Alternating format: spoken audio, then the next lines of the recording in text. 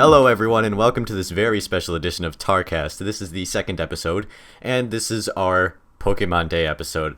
And that's basically just a name, but of course I'm going to be talking about Pokemon a lot and all of my history and stuff. And I already posted a video about this sort of thing, so I'm going to keep it short. But Pokemon has always been a massive part of my life since my very, very early childhood. And I want to dedicate this episode, although we're going to be talking about various things, to Pokemon. So there you go.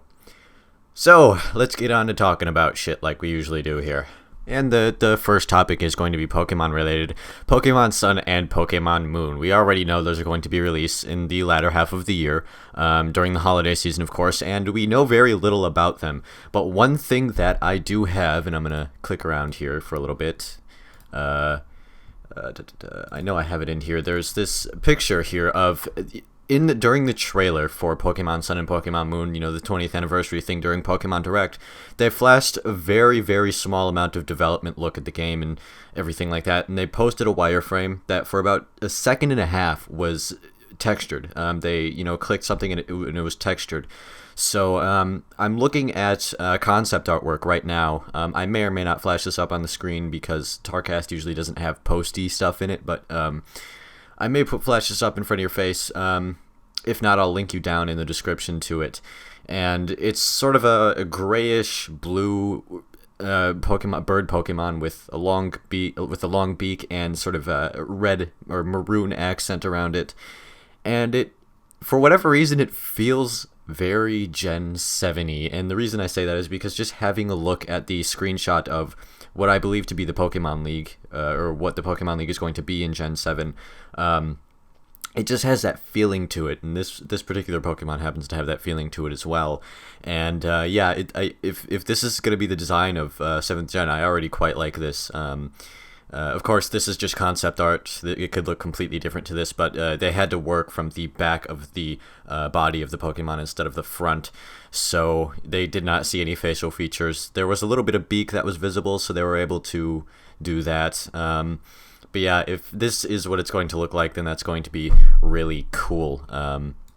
I already think that we've got a lot of cool stuff in store for the 20th anniversary edition of Pokemon, so to speak. So...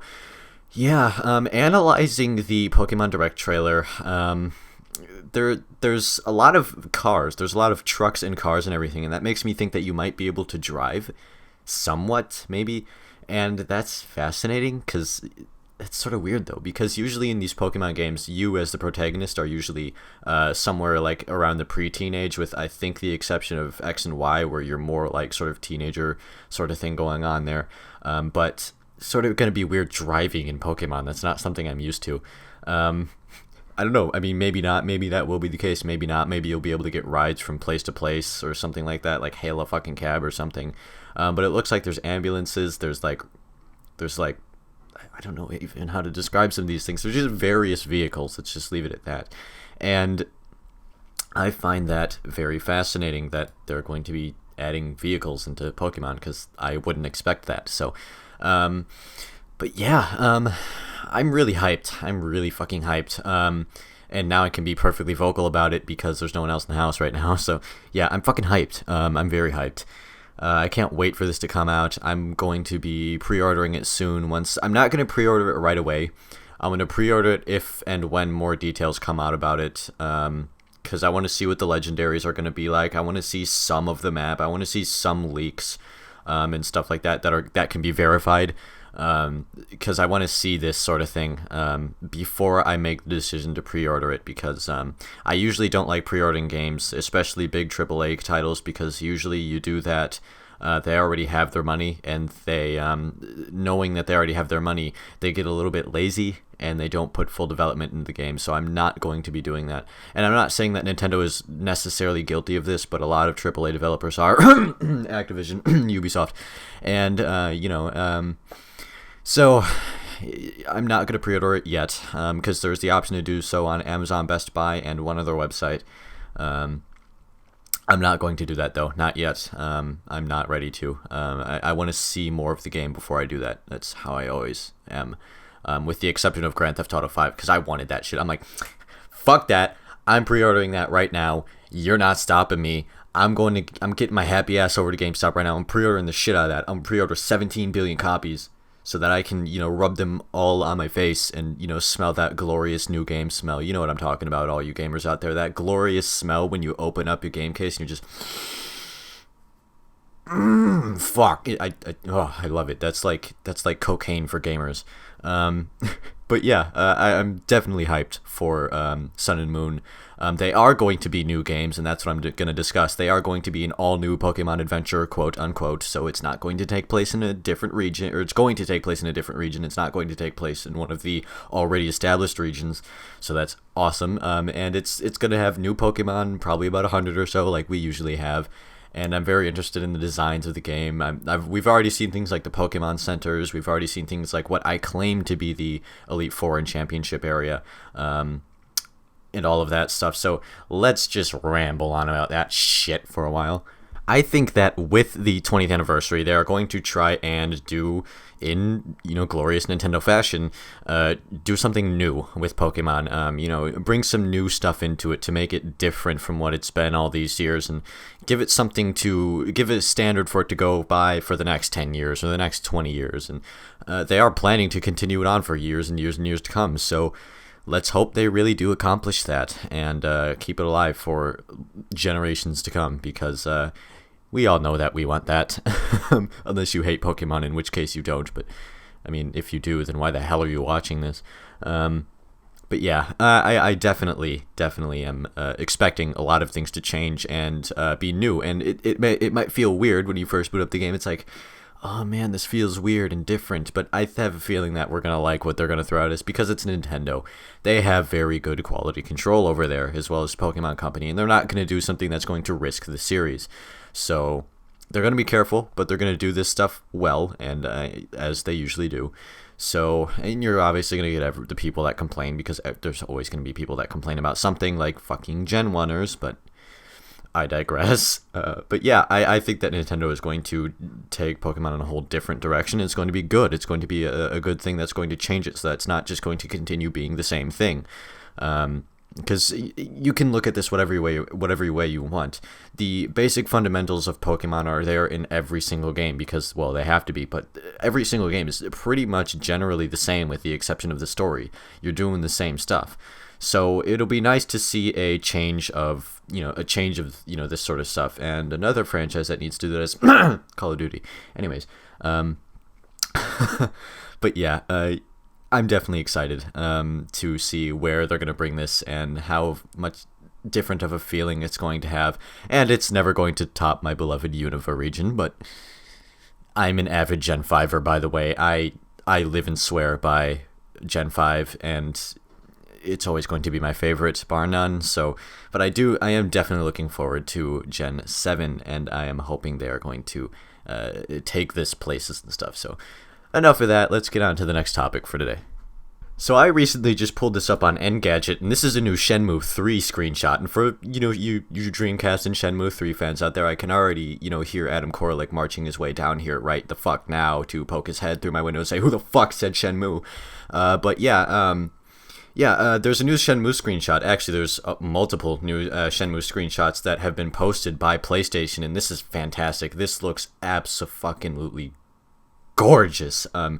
These screenshots look absolutely fantastic. The colors just absolutely pop, and I'm trying to load them up here on Twitter. My internet's being a little wonky, but I don't know if these are photoshopped or not. They most likely are, but they look absolutely gorgeous. The game engine they're using, which is Unreal Engine, is, well, a very good game engine, as one would expect, and this looks absolutely wonderful. You can see Shenhua right there. Oh, wow. Holy shit. Oh man, there's like this grungy looking shack in here. Oh, that looks fucking cool.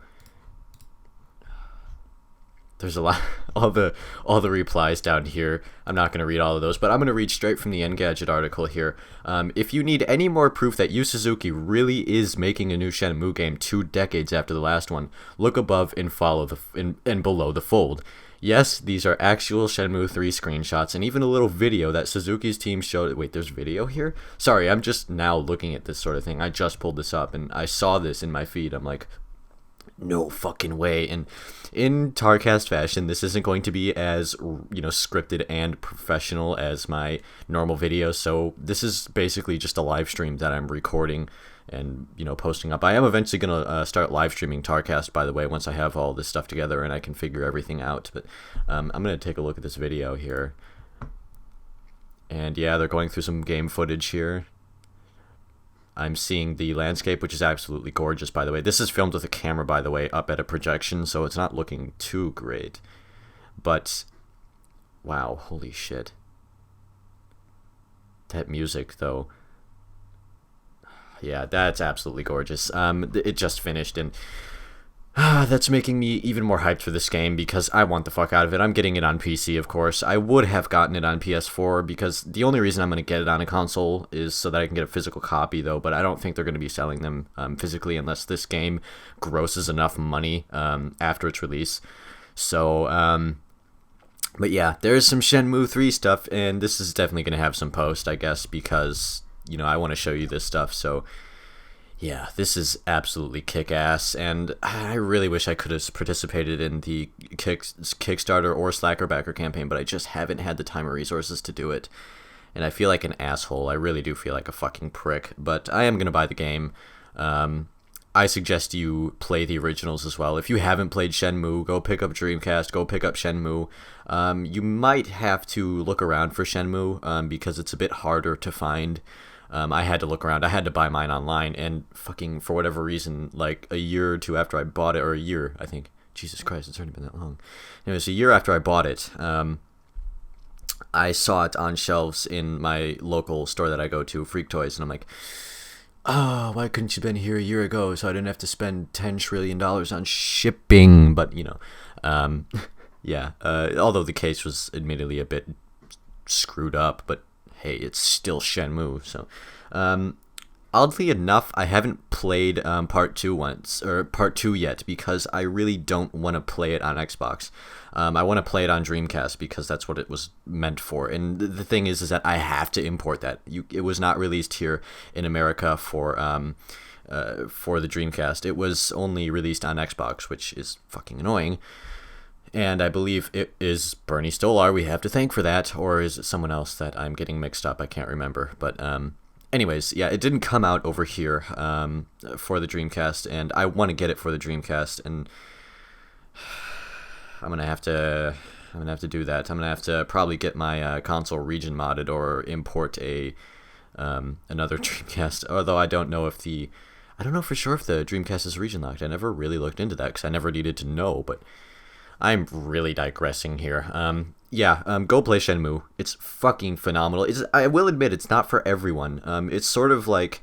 How do I explain Shenmue? It's sort of like Japanese life simulator, almost. It's a lot of people will find it very mundane, and I did it first, but then I played it through again, and I'm like, wow, I really fucking love this.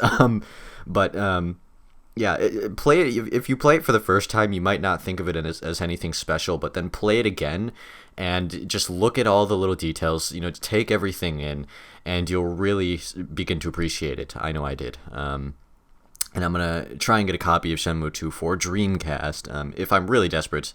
If Shenmue 3 is about to release and I haven't played Shenmue 2 yet, I'm obviously going to buy it for Xbox because I want to get the full story before I transfer over to 3, because I don't want to, I never like continuing games if I haven't played the ones preceding it, so you know how that is. So yeah, that's a bit of Shenmue 3 news there for you.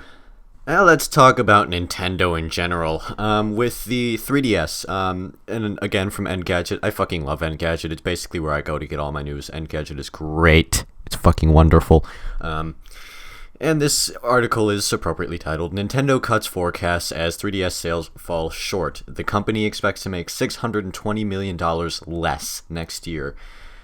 And I fully expected this to happen. I knew the 3DS couldn't hold up as well as it was for that long. Eventually, it's just a time where you have to put out new fucking hardware. And while the new 3DS XL is technically new hardware, it's not enough to justify calling it a new console. It really isn't. You'd have to completely revamp the console and change everything around in order to call it a completely new build. But let me read from the article here. And this is from Engadget. Nintendo may want to send its crystal ball back for a refurb because it has once again failed at forecasting. It has announced a downgrade to its 2016 estimates because the new 3DS and 3DS XL portable consoles haven't been selling as well as hoped, and I'm not surprised. The company thought it would move 7.6 million units across the world between April 2015 and March 2016, but it's now revised that figure to 6.6 million. It also lowered its 3DS software sales estimate by 9 million units. With Wii U sales estimates unchanged, that means the company expects 2016 revenue to fall 7 billion yen, or approximately $620 million. That's a problem, because in 2015 they were definitely on the upswing, and now they're going to be on the downswing unless they do something with NX that, blows everyone's fucking mind and gets them all hyped. I expected this again. I expected the 3DS to start going down, and I don't see why they didn't, because it's been out since, 2011, 2010? It's been long enough, guys. It's time to move on. It's time to create something new. And while the 3DS and new 3DS or whatever are great, it's time to move on. Either that or start marketing the shit out of the new 3DS. And I don't think the new Pokemon-themed smaller 3DS or new 3DSs are going to really help your sales very much. They really aren't, unless, because, I don't think they are, at least. A new looking thing doesn't generally help you. It's a new thing that generally helps you. So, it's time to move on, guys, and I think that's what they're going to do. I have a feeling at the end of 2016, after they've had this downswing, they're going to use that downswing. They're gonna, have that downswing, and their investors are gonna be all, and then, they're gonna hit that upswing because they're going to announce NX, and it's going to go up. Their stock is just gonna go fucking huge because everyone's gonna be going absolutely apeshit about the about NX, and hopefully that's, if the rumors are true that NX is a handheld and main console sort of do, where you have a handheld that's released before the main console and all that shit. You've heard the rumor before. I hope that that's what they're transferring this into, because they don't seem to be too worried about it, to be completely honest with you. They're just sort of sliding this under the table, which means it seems like they could, have something in store for us. So I'm thinking that the NX handheld unit is that. I have a feeling they're going to probably give us the announcement of that in third quarter 2016, when they're just almost at the end of the downswing. But yeah, I'm not surprised at all that the 3DS isn't doing as well, because it's been out for fucking years now, and it's time to move on, and I think Nintendo is going to do that with the whole NX handheld and thing, because we do know that the NX is going to have some sort of handheld unit. Whether it's going to be like the gamepad or its own proprietary thing, we don't know. But it is in the schematics said to be a supplemental computing device, which meaning that it has hardware in it that can allow it to operate independently from the main core hardware. And it was diagrammed as a controller. Now, given the diagram probably wasn't exactly how the controller is going to look, but it was diagrammed there. It was there, and it was patented.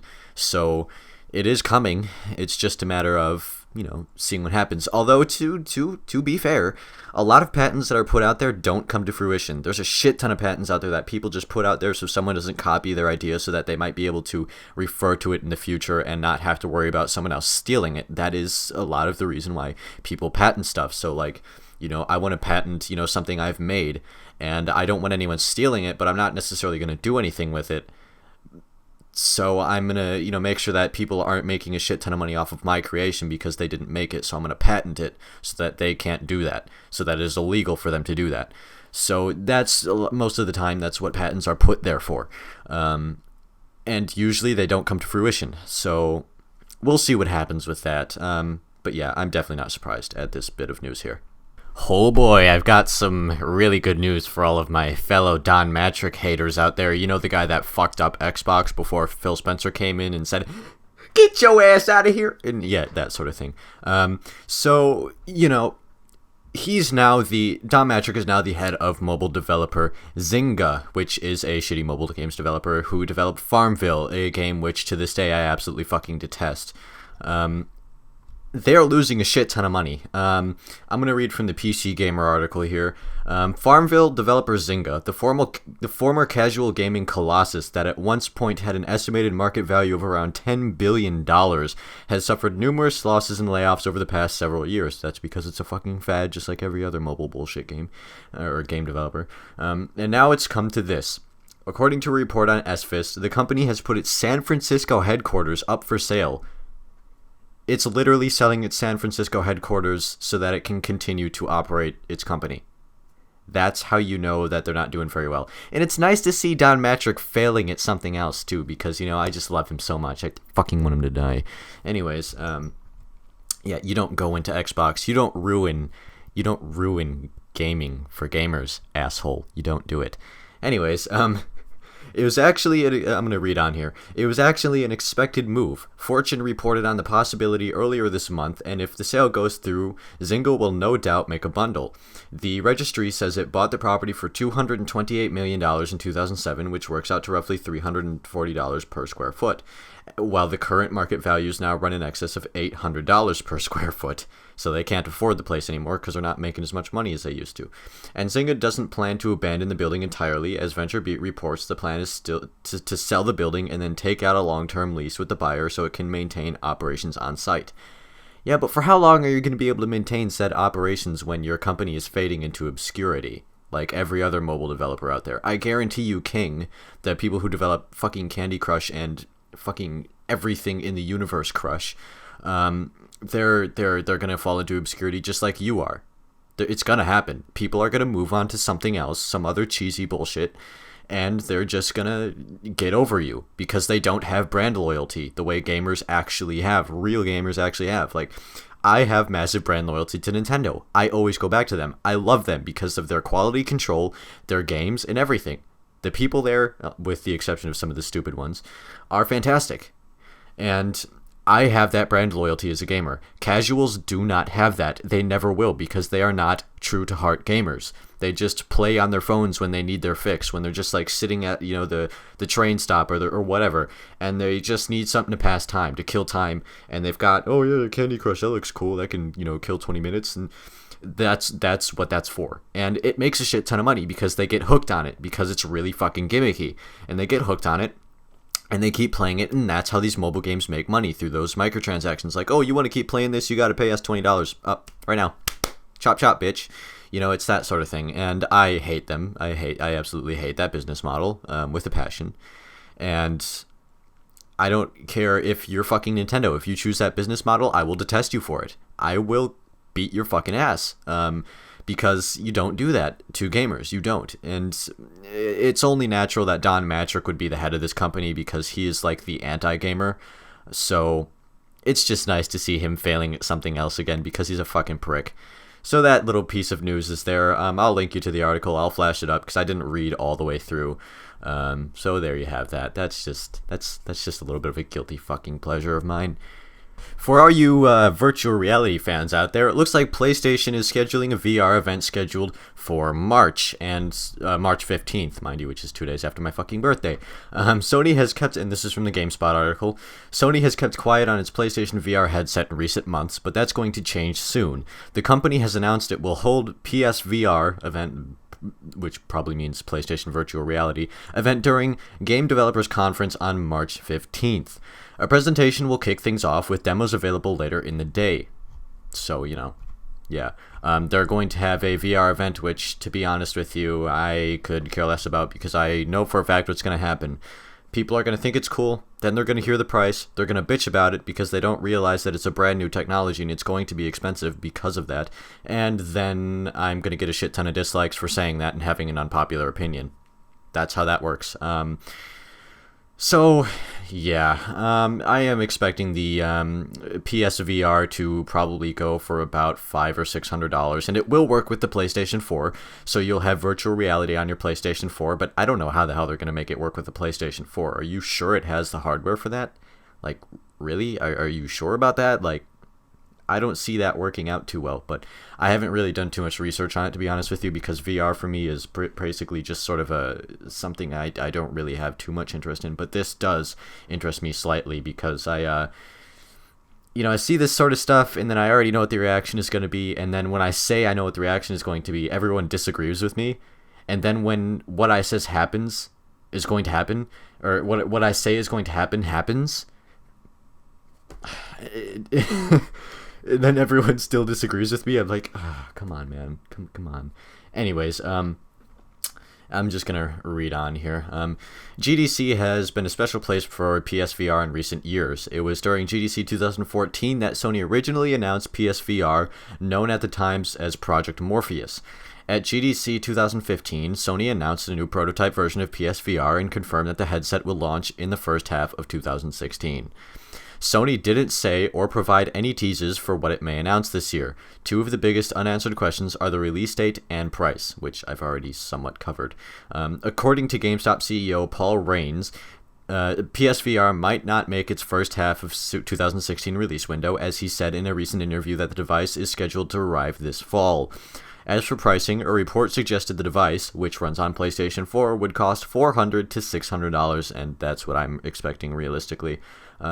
By comparison, the Oculus Rift costs $600, while the HTC Vive goes for $800. Those two devices also require a capable PC, while PSVR runs on any of the 36 million PS4s already out there today. The Rift consumer model arrives at the end of March, while HTC Vive is coming out in April. GDC 2016 officially runs March 14th through 18th in San Francisco, blah, blah, blah. So, yeah, I don't know how the hell they're going to make a virtual reality headset, which is top-of-the-line technology, run on a PlayStation 4, which is definitely not top-of-the-line technology. I don't know how they're going to manage that, but we'll see. Maybe they'll be geniuses at, sort of getting that together and making it work. I don't know, but we'll see. I just don't see how that makes sense for a PlayStation 4 to be running virtual reality. Same with an Xbox One, same with the Wii U. In order to run virtual reality, you need a top of the line gaming computer. I mean, you are dropping like $2,000 to $3,000 at bare minimum on a gaming PC so that you can power this stuff. So I don't know. I'm a bit skeptical. But if I ever get a PS4 soon, which I'm not really planning on it, I don't know. We'll see what happens. We'll see if it might end up being really fucking cool, but who knows? So those are all of today's topics that I have. So I hope you enjoyed the show today. I am, of course, going to continue doing this. So I try to in TARcast I try to cover pretty much as many topics as I can that interest me, because if it doesn't particularly interest me, I'm not really going to talk about it. But if you do have any suggestions for anything that you want to hear, I will for sure consider talking about them in TARcast. So put your stuff in the comments and all of that. And I will soon be streaming TARcast whenever I have the ability to start doing so. So I will see you in the next one. Remember to like and subscribe and all of that shit.